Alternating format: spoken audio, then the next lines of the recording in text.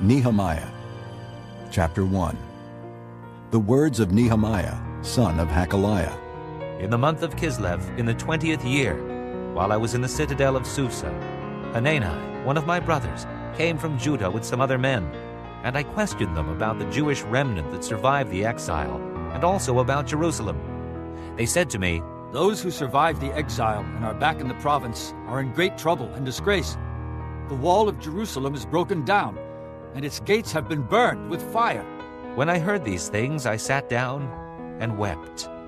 For some days I mourned and fasted and prayed before the God of heaven.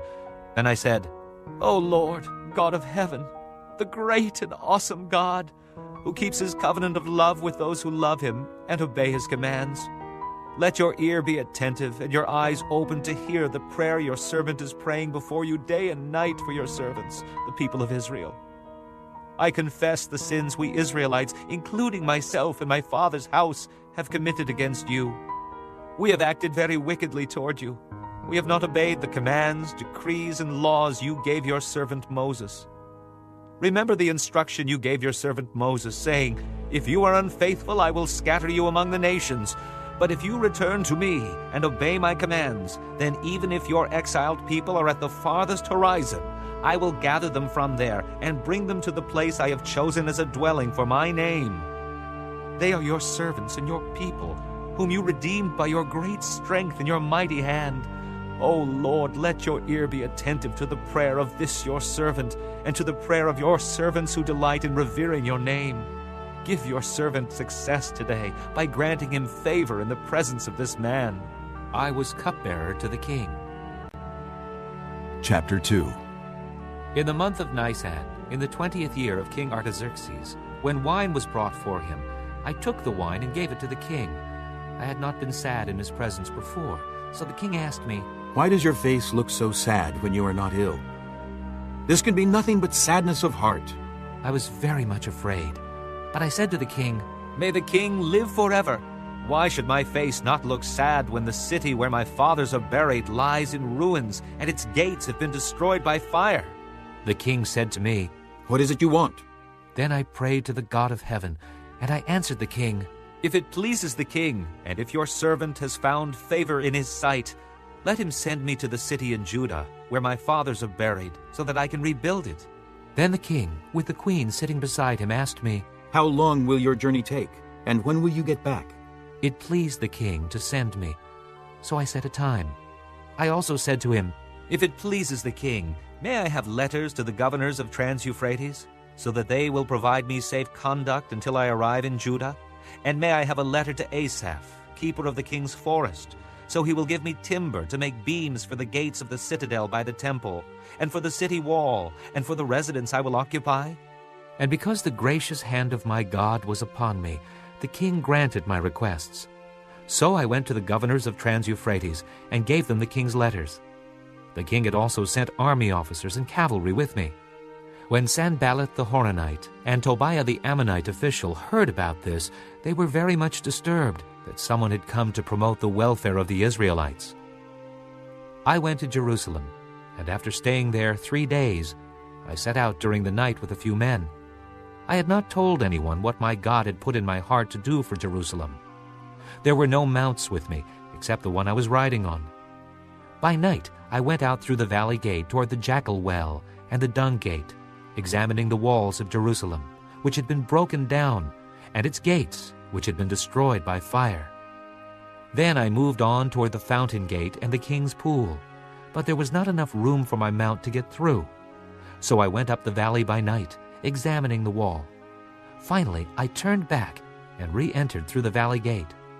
The officials did not know where I had gone or what I was doing, because as yet I had said nothing to the Jews or the priests or nobles or officials or any others who would be doing the work.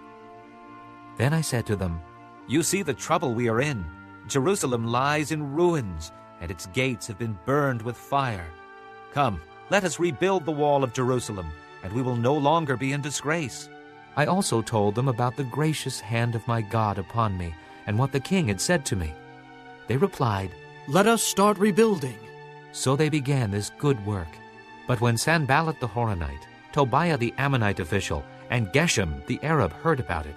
They mocked and ridiculed us. What is this you are doing? They asked. Are you rebelling against the king? I answered them by saying, The God of heaven will give us success. We, his servants, will start rebuilding.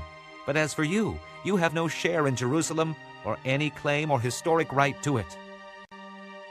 Chapter 3. Eliashib the high priest and his fellow priests went to work and rebuilt the sheep gate.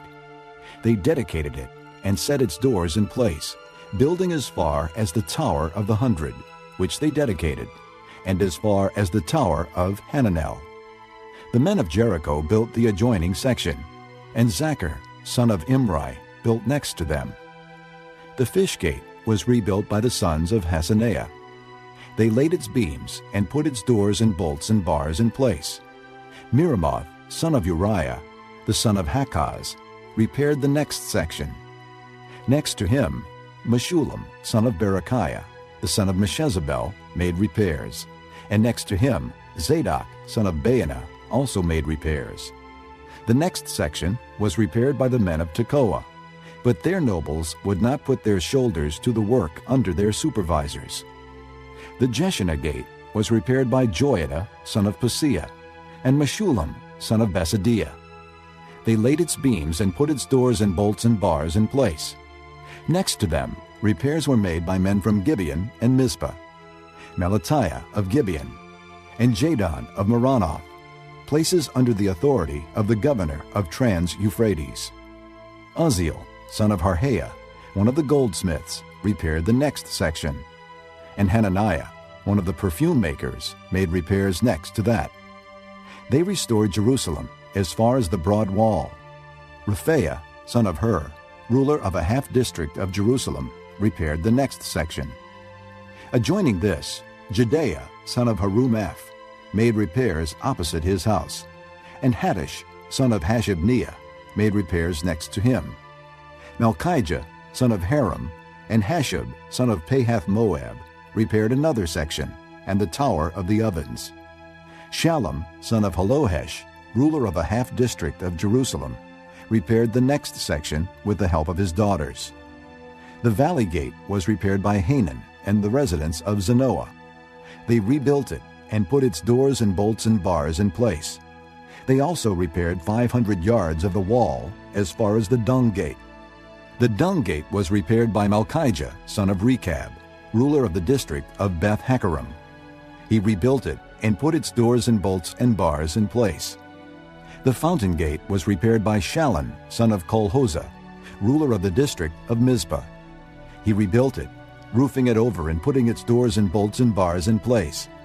He also repaired the wall of the pool of Siloam by the king's garden, as far as the steps going down from the city of David. Beyond him, Nehemiah, son of Azbuk, ruler of a half-district of Beth-Zur, made repairs up to a point opposite the tombs of David, as far as the artificial pool and the house of the heroes.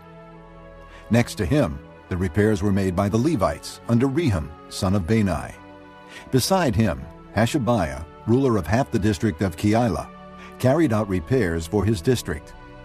Next to him, the repairs were made by their countrymen under Binnui, son of Henadad, ruler of the other half-district of Keilah.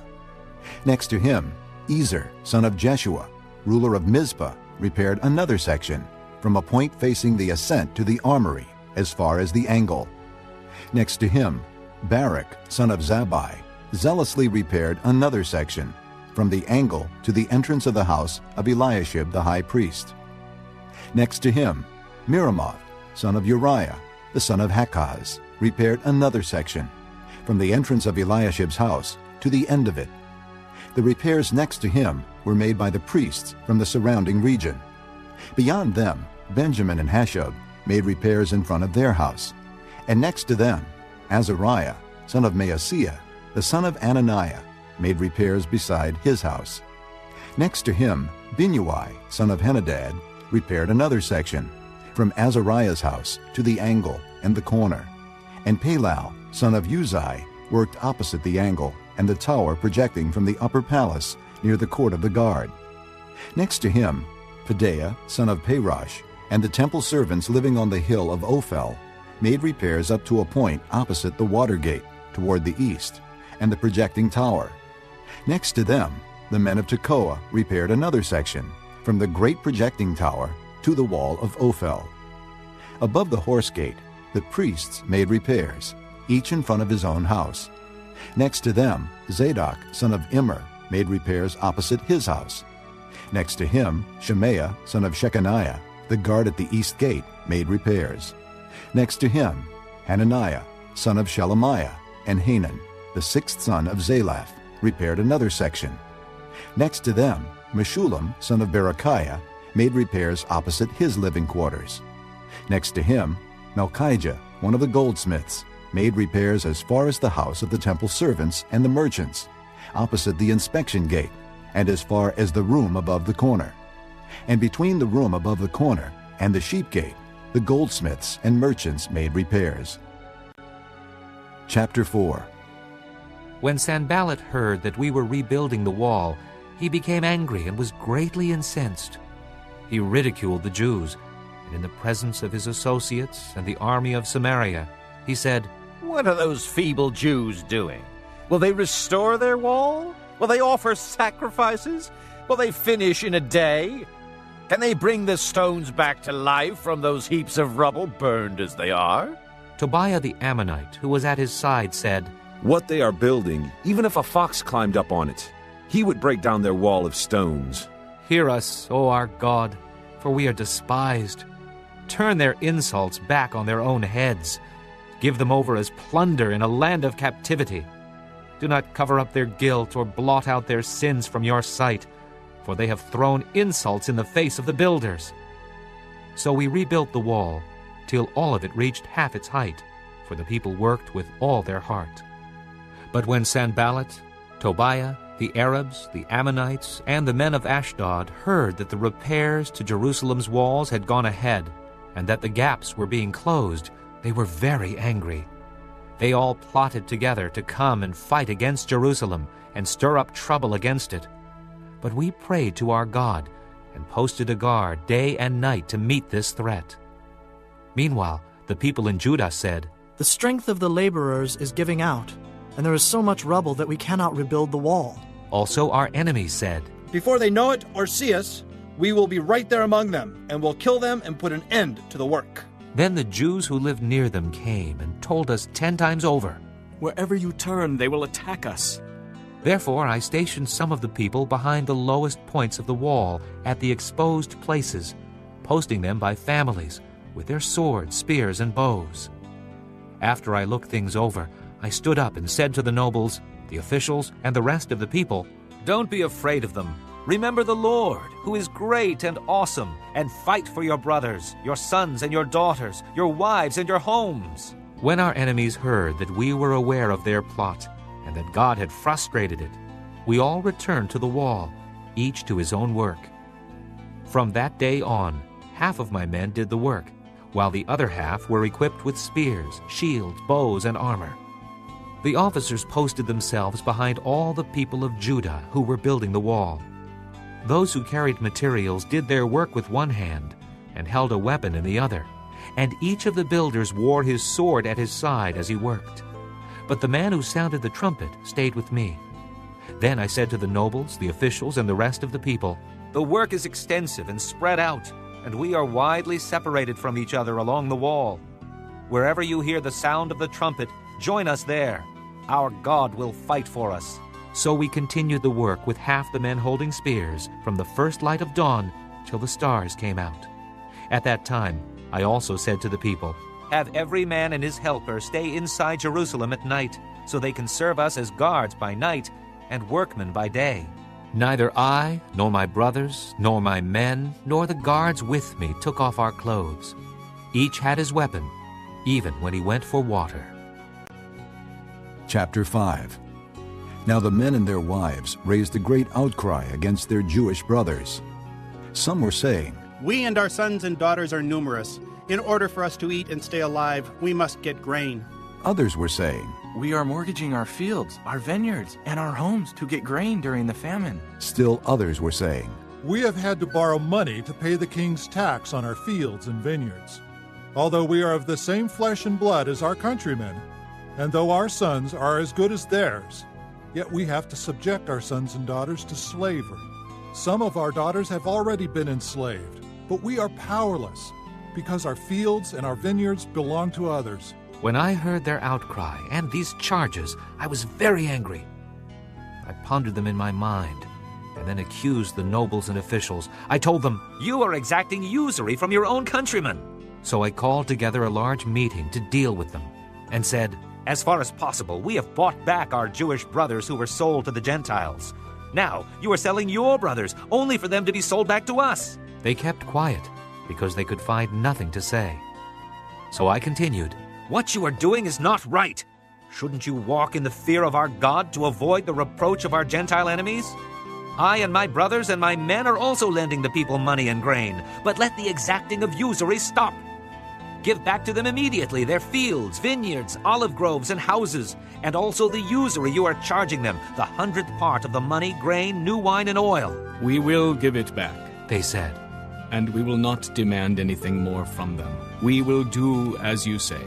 Then I summoned the priests and made the nobles and officials take an oath to do what they had promised. I also shook out the folds of my robe and said, "In this way may God shake out of his house and possessions every man who does not keep this promise. So may such a man be shaken out and emptied." At this the whole assembly said, "Amen," and praised the Lord. And the people did as they had promised.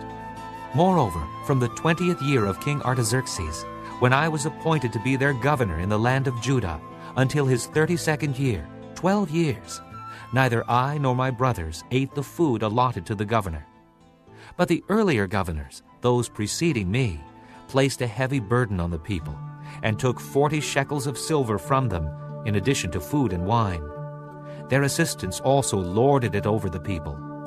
But out of reverence for God, I did not act like that.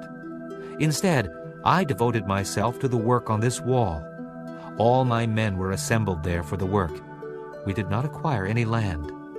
Furthermore, 150 Jews and officials ate at my table, as well as those who came to us from the surrounding nations.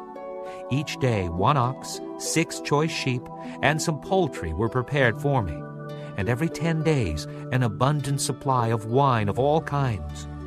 In spite of all this, I never demanded the food allotted to the governor, because the demands were heavy on these people. Remember me with favor, O my God, for all I have done for these people." Chapter 6. When word came to Sanballat, Tobiah, Geshem the Arab, and the rest of our enemies that I had rebuilt the wall, and not a gap was left in it, though up to that time I had not set the doors and the gates, Sanballat and Geshem sent me this message: "Come, let us meet together in one of the villages on the plain of Ono." But they were scheming to harm me. So I sent messengers to them with this reply: "I am carrying on a great project and cannot go down. Why should the work stop while I leave it and go down to you?" 4 times they sent me the same message, and each time I gave them the same answer.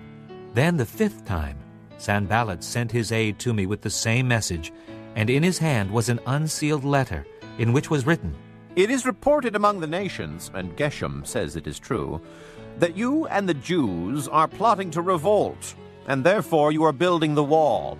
Moreover, according to these reports, you are about to become their king, and have even appointed prophets to make this proclamation about you in Jerusalem: there is a king in Judah. Now, this report will get back to the king, so come, let us confer together." I sent him this reply: "Nothing like what you are saying is happening. You are just making it up out of your head." They were all trying to frighten us, thinking, "Their hands will get too weak for the work, and it will not be completed." But I prayed, "Now strengthen my hands." One day I went to the house of Shemaiah, son of Delaiah, the son of Mehetabel, who was shut in at his home. He said, "Let us meet in the house of God, inside the temple, and let us close the temple doors, because men are coming to kill you. By night they are coming to kill you." But I said, "Should a man like me run away? Or should one like me go into the temple to save his life? I will not go." I realized that God had not sent him, but that he had prophesied against me because Tobiah and Sanballat had hired him. He had been hired to intimidate me. so that I would commit a sin by doing this, and then they would give me a bad name to discredit me. Remember Tobiah and Sanballat, O my God, because of what they have done. Remember also the prophetess Noadiah and the rest of the prophets who have been trying to intimidate me. So the wall was completed on the 25th of Elul, in 52 days. When all our enemies heard about this, all the surrounding nations were afraid and lost their self-confidence, because they realized that this work had been done with the help of our God. Also in those days, the nobles of Judah were sending many letters to Tobiah, and replies from Tobiah kept coming to them. For many in Judah were under oath to him, since he was son-in-law to Shechaniah, son of Era, and his son Jehohanan had married the daughter of Meshullam, son of Berechiah. Moreover, they kept reporting to me his good deeds, and then telling him what I said. And Tobiah sent letters to intimidate me. Chapter 7. After the wall had been rebuilt, and I had set the doors in place, the gatekeepers and the singers and the Levites were appointed. I put in charge of Jerusalem my brother Hanani, along with Hananiah, the commander of the citadel, because he was a man of integrity and feared God more than most men do. I said to them, "The gates of Jerusalem are not to be opened until the sun is hot. While the gatekeepers are still on duty, have them shut the doors and bar them. Also, appoint residents of Jerusalem as guards, some at their posts and some near their own houses." Now the city was large and spacious, but there were few people in it, and the houses had not yet been rebuilt. So my God put it into my heart to assemble the nobles, the officials, and the common people for registration by families. I found the genealogical record of those who had been the first to return. This is what I found written there. These are the people of the province who came up from the captivity of the exiles, whom Nebuchadnezzar, king of Babylon, had taken captive. They returned to Jerusalem and Judah, each to his own town, in company with Zerubbabel, Jeshua, Nehemiah, Azariah, Rehemiah, Nehemani, Mordecai, Bilshan, Mizpereth, Bigvai, Nehum, and Baanah. The list of the men of Israel: the descendants of Parosh, 2,172. Of Shephatiah, 372. Of Era, 652. Of Pahath Moab, through the line of Jeshua and Joab, 2,818. Of Elam, 1,254. Of Zatu, 845. Of Zakkai, 760. Of Binnui, 648. Of Bebai, 628. Of Asgad, 2,322. Of Adonikam, 667. Of Bigvai, 2,067. Of Aden, 655. Of Ater through Hezekiah, 98. Of Hashem, 328. Of Bezai, 324. Of Hariph, 112. Of Gibeon, 95. The men of Bethlehem and Netophah, 188. Of Anathoth, 128. Of Beth Asmaveth, 42.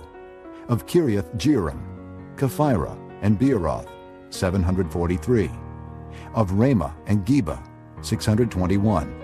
Of Michmash, 122. Of Bethel and Ai, 123.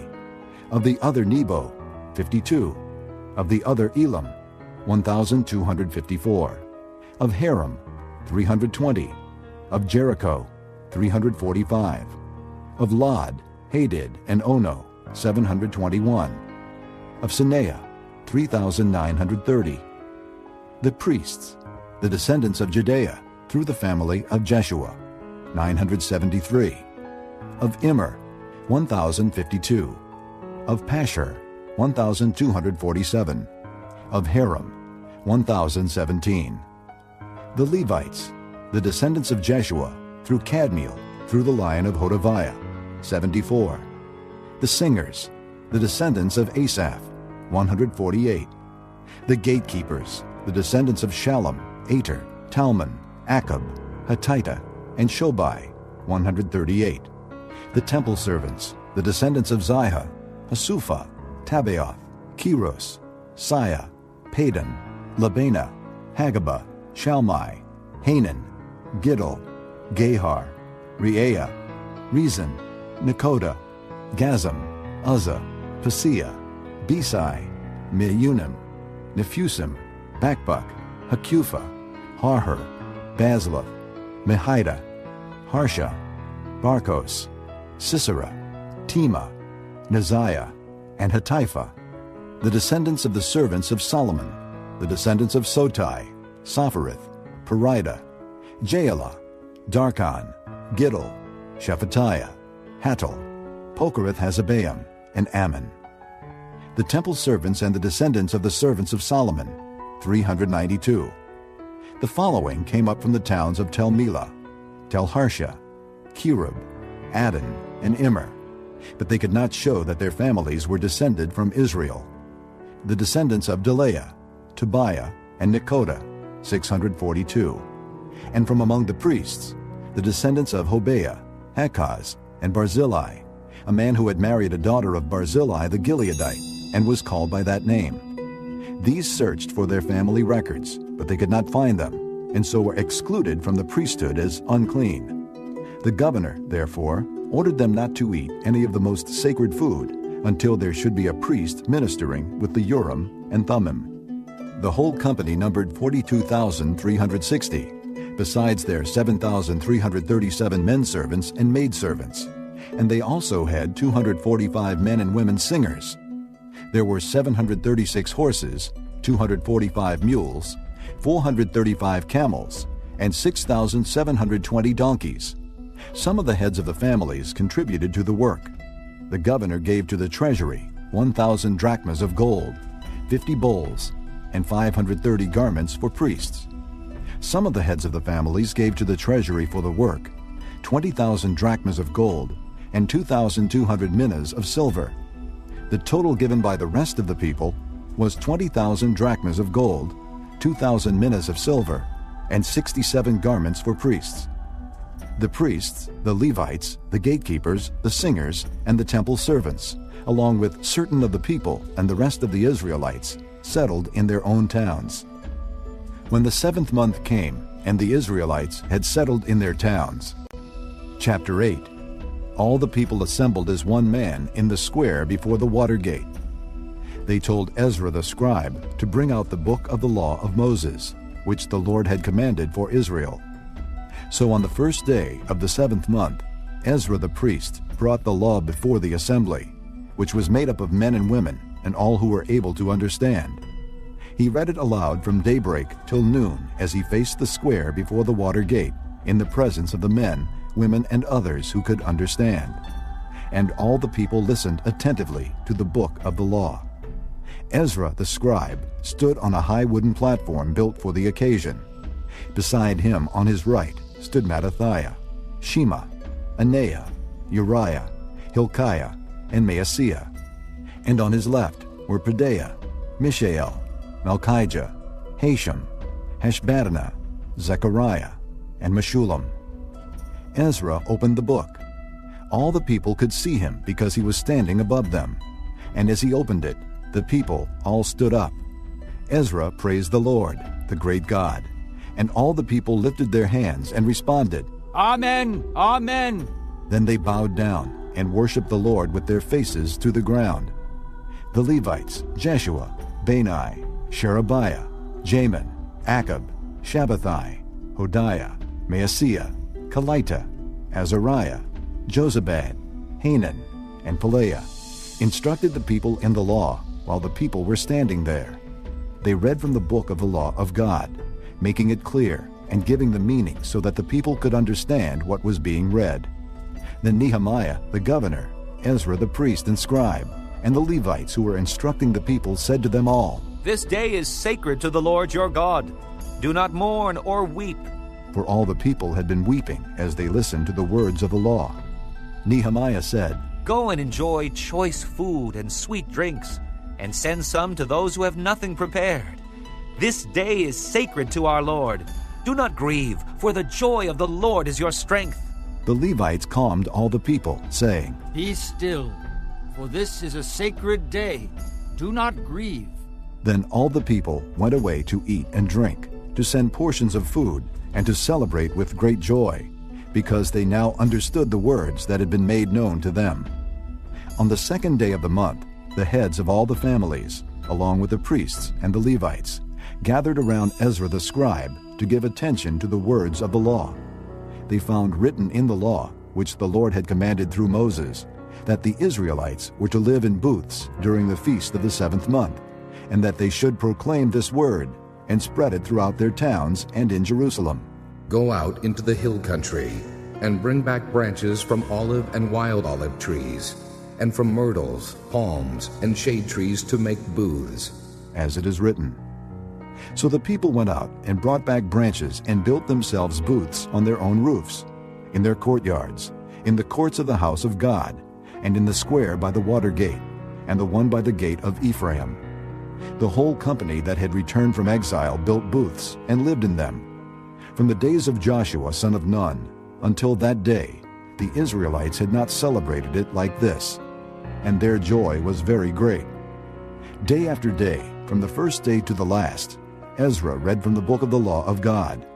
They celebrated the feast for 7 days, and on the 8th day, in accordance with the regulation, there was an assembly. Chapter 9. On the 24th day of the same month, the Israelites gathered together, fasting and wearing sackcloth, and having dust on their heads. Those of Israelite descent had separated themselves from all foreigners. They stood in their places and confessed their sins and the wickedness of their fathers. They stood where they were and read from the book of the law of the Lord their God for a quarter of the day, and spent another quarter in confession and in worshiping the Lord their God. Standing on the stairs were the Levites, Jeshua, Bani, Kadmiel, Shebaniah, Bunni, Sherebiah, Bani, and Canaani, who called with loud voices to the Lord their God. And the Levites, Jeshua, Kadmiel, Bani, Hashabniah, Sherebiah, Hodiah, Shebaniah, and Pethahiah, said, Stand up and praise the Lord your God, who is from everlasting to everlasting.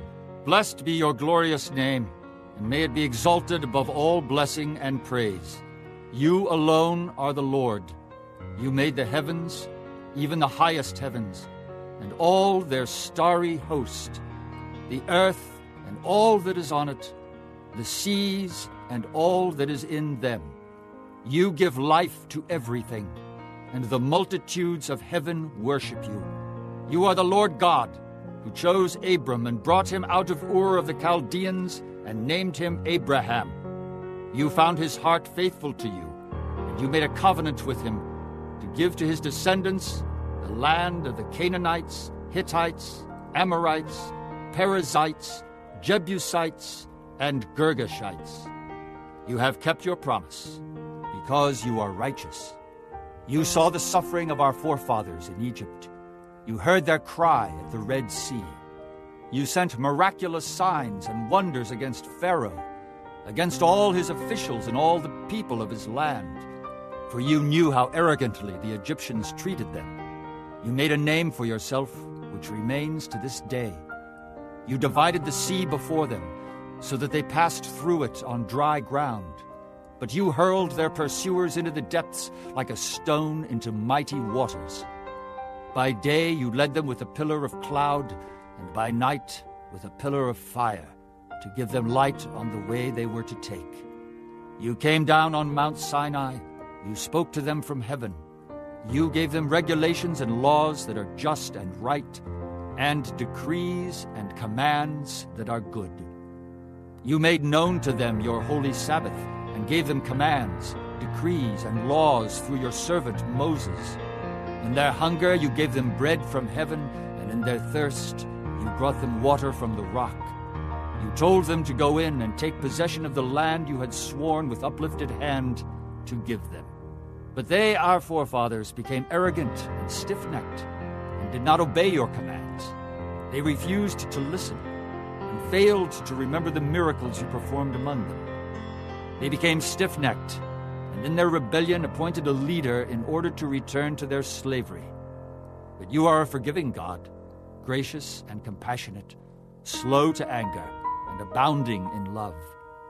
Therefore you did not desert them, even when they cast for themselves an image of a calf and said, "This is your God who brought you up out of Egypt," or when they committed awful blasphemies.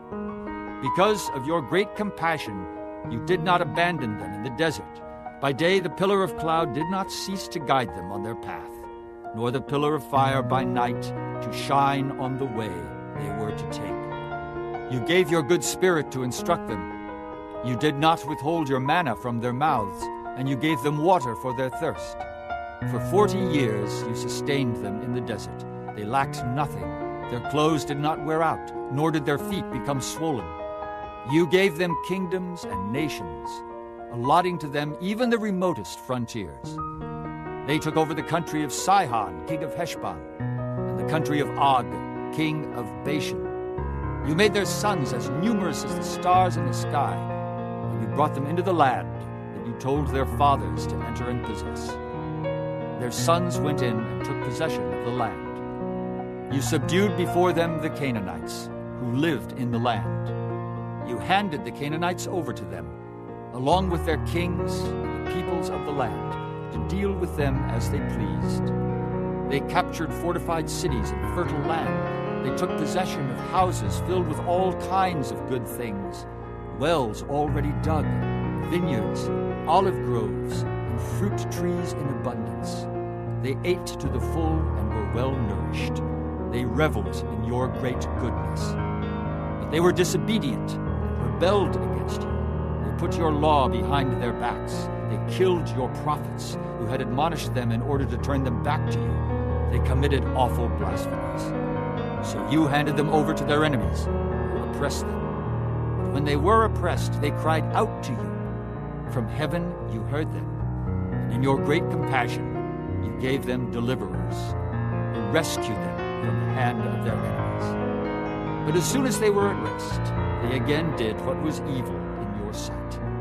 Then you abandoned them to the hand of their enemies so that they ruled over them. And when they cried out to you again, you heard from heaven, and in your compassion you delivered them time after time. You warned them to return to your law, but they became arrogant and disobeyed your commands. They sinned against your ordinances, by which a man will live if he obeys them. Stubbornly they turned their backs on you, became stiff-necked, and refused to listen. For many years you were patient with them. By your Spirit you admonished them through your prophets. Yet they paid no attention, so you handed them over to the neighboring peoples. But in your great mercy you did not put an end to them or abandon them, for you are a gracious and merciful God. Now therefore, O our God, the great, mighty, and awesome God, who keeps his covenant of love, do not let all this hardship seem trifling in your eyes. The hardship that has come upon us, upon our kings and leaders, upon our priests and prophets, upon our fathers and all your people, from the days of the kings of Assyria until today. In all that has happened to us, you have been just. You have acted faithfully, while we did wrong. Our kings, our leaders, our priests, and our fathers did not follow your law. They did not pay attention to your commands or the warnings you gave them. Even while they were in their kingdom, enjoying your great goodness to them in the spacious and fertile land you gave them, they did not serve you or turn from their evil ways. But see, we are slaves today, slaves in the land you gave our forefathers, so they could eat its fruit and the other good things it produces. Because of our sins, its abundant harvest goes to the kings you have placed over us. They rule over our bodies and our cattle as they please. We are in great distress. In view of all this, we are making a binding agreement, putting it in writing, and our leaders, our Levites and our priests, are affixing their seals to it. This concludes Disc 27. Chapter 10.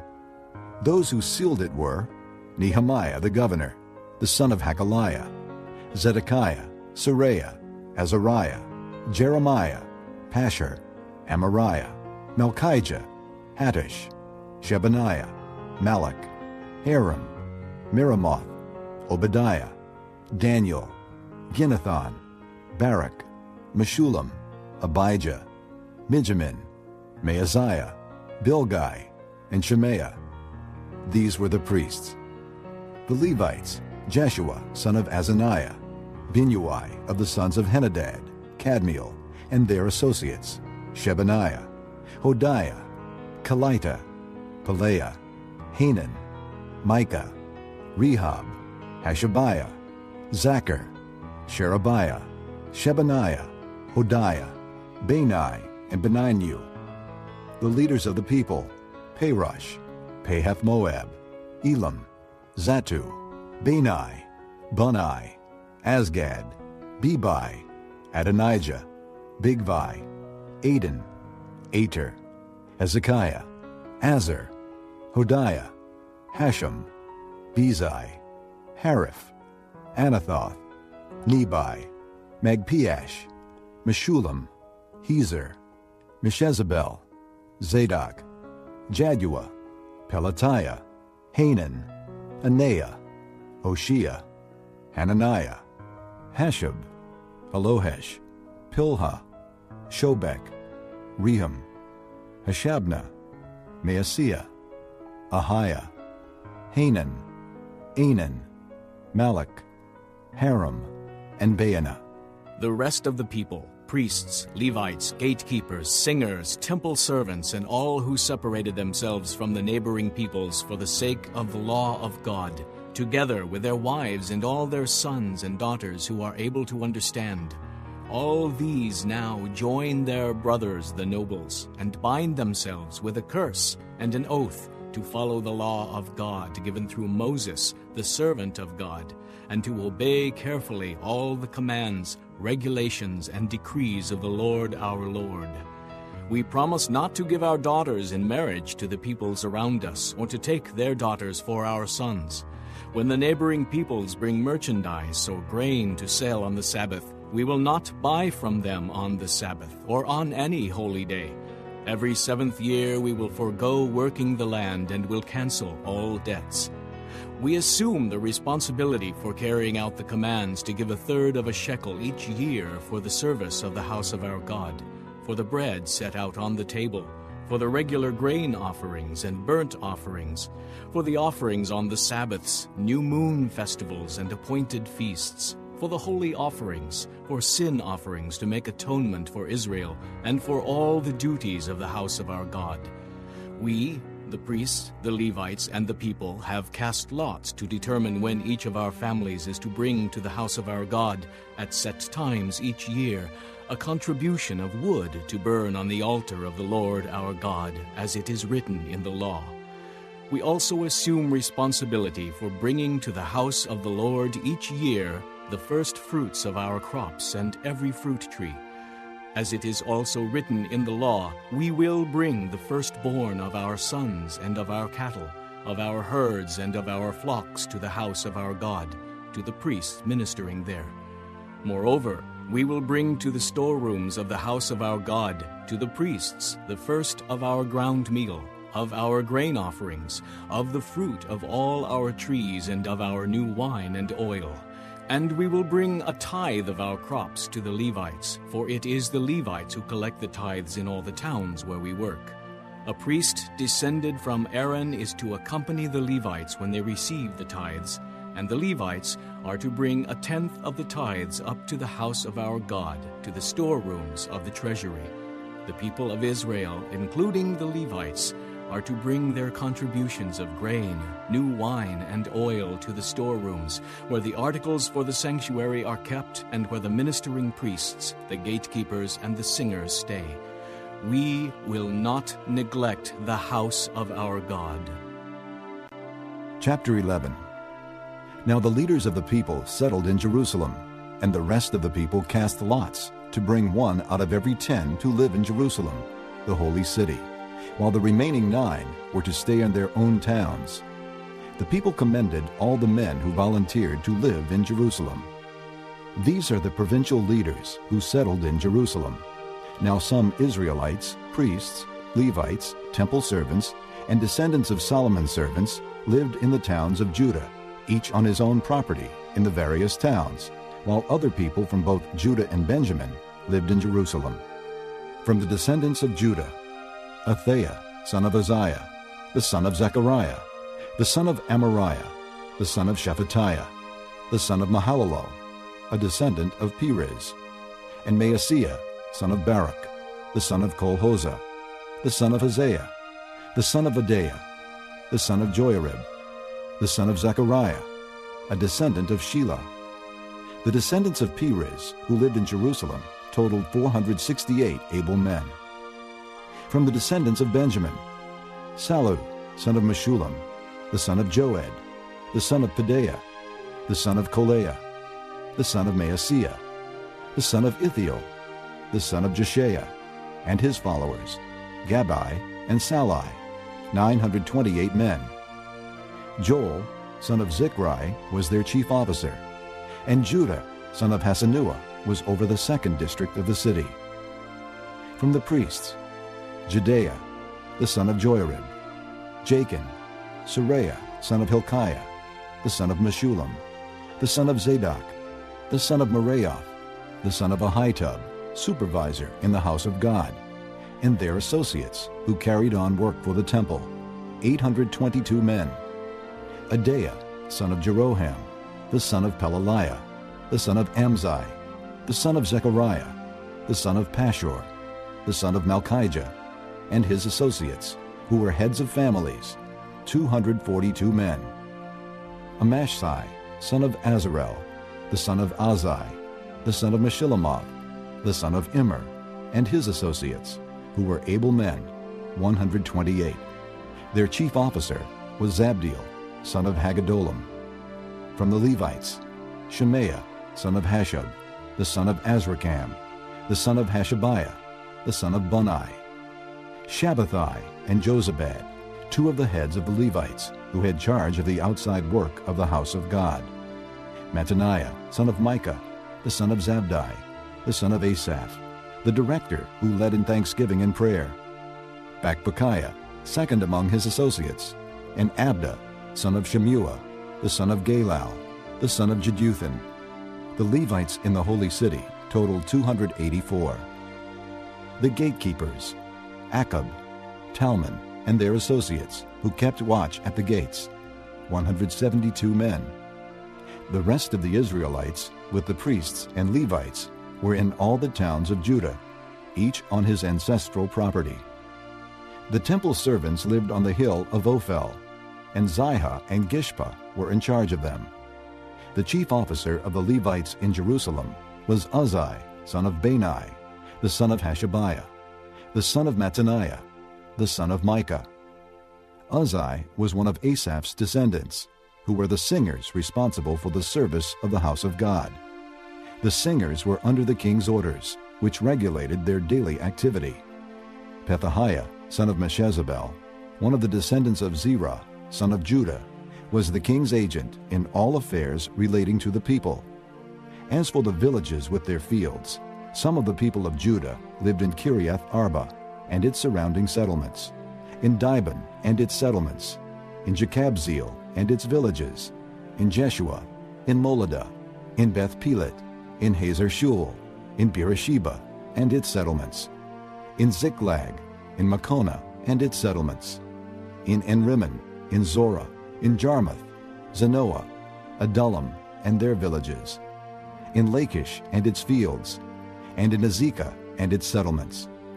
So they were living all the way from Beersheba to the valley of Hinnom. The descendants of the Benjamites from Geba lived in Michmash, Ajah, Bethel and its settlements, in Anathoth, Nob, and Ananiah, in Hazor, Ramah, and Gittaim, in Hadid, Zeboim, and Neballat, in Lod and Ono, and in the valley of the craftsmen. Some of the divisions of the Levites of Judah settled in Benjamin. Chapter 12.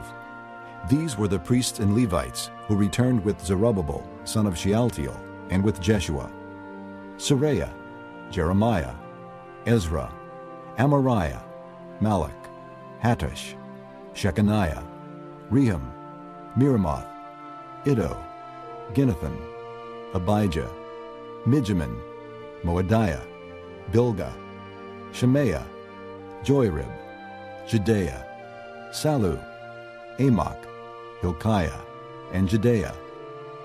These were the leaders of the priests and their associates in the days of Jeshua. The Levites were Jeshua, Binnui, Kadmiel, Sherebiah, Judah, and also Mattaniah, who, together with his associates, was in charge of the songs of thanksgiving. Bakbukiah and Unai, their associates, stood opposite them in the services. Jeshua was the father of Joachim, Joachim the father of Eliashib, Eliashib the father of Joiada, Joiada the father of Jonathan, and Jonathan the father of Jaddua. In the days of Joachim, these were the heads of the priestly families. Of Seraiah's family, Meraiah. Of Jeremiah's, Hananiah. Of Ezra's, Meshullam. Of Amariah's, Jehohanan. Of Malach's, Jonathan. Of Shechaniah's, Joseph. Of Haram's, Adnah. Of Miramoth's, Helkai. Of Iddo's, Zechariah. Of Ginnathan's, Meshullam. Of Abijah's, Zichri. Of Miniamin's and of Moadiah's, Piltai. Of Bilgah's, Shemua. Of Shemaiah's, Jehonathan.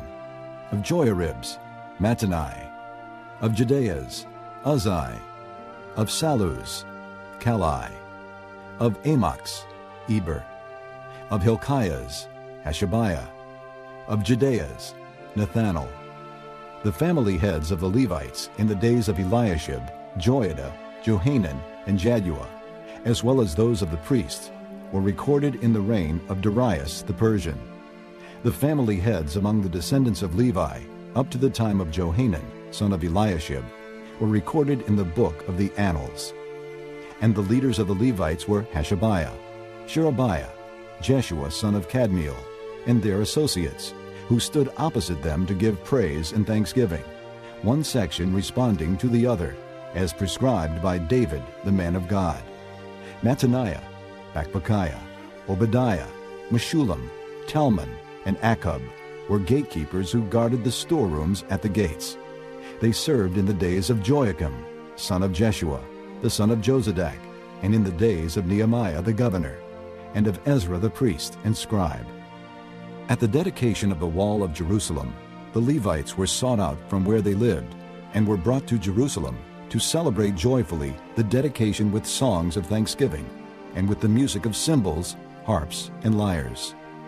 The singers also were brought together from the region around Jerusalem, from the villages of the Netophathites, from Beth Gilgal, and from the area of Geba and Asmaveth, for the singers had built villages for themselves around Jerusalem.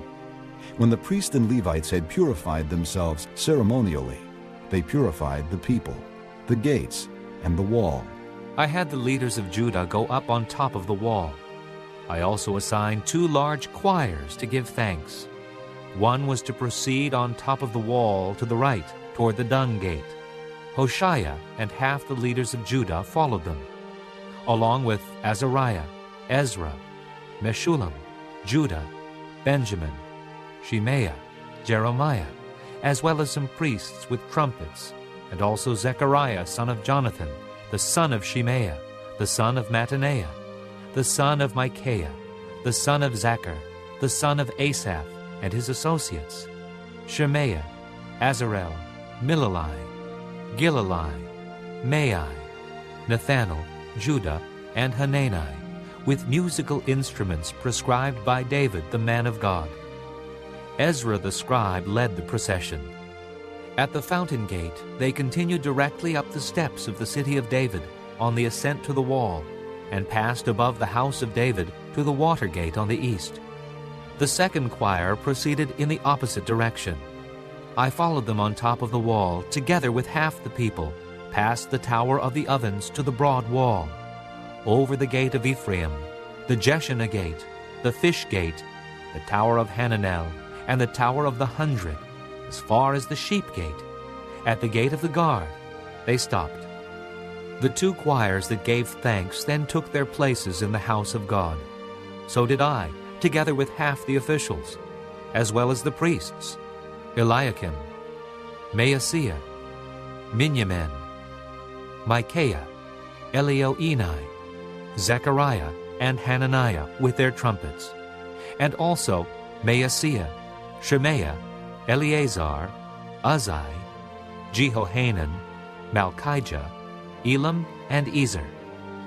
The choirs sang under the direction of Jezrahiah, and on that day they offered great sacrifices, rejoicing because God had given them great joy. The women and children also rejoiced. The sound of rejoicing in Jerusalem could be heard far away. At that time, men were appointed to be in charge of the storerooms for the contributions, first fruits, and tithes. From the fields around the towns, they were to bring into the storerooms the portions required by the law for the priests and the Levites, for Judah was pleased with the ministering priests and Levites. They performed the service of their God and the service of purification, as did also the singers and gatekeepers, according to the commands of David and his son Solomon. For long ago, in the days of David and Asaph, there had been directors for the singers and for the songs of praise and thanksgiving to God. So in the days of Zerubbabel and of Nehemiah, all Israel contributed the daily portions for the singers and gatekeepers. They also set aside the portion for the other Levites, and the Levites set aside the portion for the descendants of Aaron. Chapter 13. On that day the book of Moses was read aloud in the hearing of the people, and there it was found written that no Ammonite or Moabite should ever be admitted into the assembly of God, because they had not met the Israelites with food and water, but had hired Balaam to call a curse down on them. Our God, however, turned the curse into a blessing. When the people heard this law, they excluded from Israel all who were of foreign descent. Before this, Eliashib the priest had been put in charge of the storerooms of the house of our God. He was closely associated with Tobiah, and he had provided him with a large room formerly used to store the grain offerings and incense and temple articles, and also the tithes of grain, new wine, and oil prescribed for the Levites, singers, and gatekeepers, as well as the contributions for the priests. But while all this was going on, I was not in Jerusalem, for in the 32nd year of Artaxerxes, king of Babylon, I had returned to the king. Sometime later, I asked his permission and came back to Jerusalem. Here I learned about the evil thing Eliashib had done in providing Tobiah a room in the courts of the house of God. I was greatly displeased and threw all Tobiah's household goods out of the room. I gave orders to purify the rooms, and then I put back into them the equipment of the house of God, with the grain offerings and the incense. I also learned that the portions assigned to the Levites had not been given to them, and that all the Levites and singers responsible for the service had gone back to their own fields. So I rebuked the officials and asked them, "Why is the house of God neglected?" Then I called them together and stationed them at their posts. All Judah brought the tithes of grain, new wine, and oil into the storerooms. I put Shelemiah the priest, Zadok the scribe, and a Levite named Pedaiah in charge of the storerooms, and made Hanan son of Zachar, the son of Mattaniah, their assistant, because these men were considered trustworthy. They were made responsible for distributing the supplies to their brothers. Remember me for this, O my God, and do not blot out what I have so faithfully done for the house of my God and its services. In those days I saw men in Judah treading wine presses on the Sabbath, and bringing in grain and loading it on donkeys, together with wine, grapes, figs, and all other kinds of loads. And they were bringing all this into Jerusalem on the Sabbath. Therefore I warned them against selling food on that day. Men from Tyre who lived in Jerusalem were bringing in fish and all kinds of merchandise and selling them in Jerusalem on the Sabbath to the people of Judah. I rebuked the nobles of Judah and said to them, "What is this wicked thing you are doing, desecrating the Sabbath day? Didn't your forefathers do the same things, so that our God brought all this calamity upon us and upon this city? Now you're stirring up more wrath against Israel by desecrating the Sabbath." When evening shadows fell on the gates of Jerusalem before the Sabbath, I ordered the doors to be shut and not opened until the Sabbath was over. I stationed some of my own men at the gates, so that no load could be brought in on the Sabbath day. Once or twice the merchants and sellers of all kinds of goods spent the night outside Jerusalem. But I warned them and said, "Why do you spend the night by the wall? If you do this again, I will lay hands on you." From that time on, they no longer came on the Sabbath. Then I commanded the Levites to purify themselves and go and guard the gates in order to keep the Sabbath day holy. Remember me for this also, O my God, and show mercy to me according to your great love. Moreover, in those days I saw men of Judah who had married women from Ashdod, Ammon, and Moab. Half of their children spoke the language of Ashdod, or the language of one of the other peoples, and did not know how to speak the language of Judah. I rebuked them and called curses down on them. I beat some of the men and pulled out their hair. I made them take an oath in God's name and said, "You are not to give your daughters in marriage to their sons, nor are you to take their daughters in marriage for your sons or for yourselves." Was it not because of marriages like these that Solomon, king of Israel, sinned? Among the many nations there was no king like him. He was loved by his God, and God made him king over all Israel. But even he was led into sin by foreign women. Must we hear now that you too are doing all this terrible wickedness and are being unfaithful to our God by marrying foreign women? One of the sons of Joiada, son of Eliashib, the high priest, was son-in-law to Sanballat the Horonite, and I drove him away from me. Remember them, O my God, because they defiled the priestly office and the covenant of the priesthood and of the Levites. So I purified the priests and the Levites of everything foreign, and assigned them duties, each to his own task. I also made provision for contributions of wood at designated times, and for the firstfruits. Remember me with favor, O my God.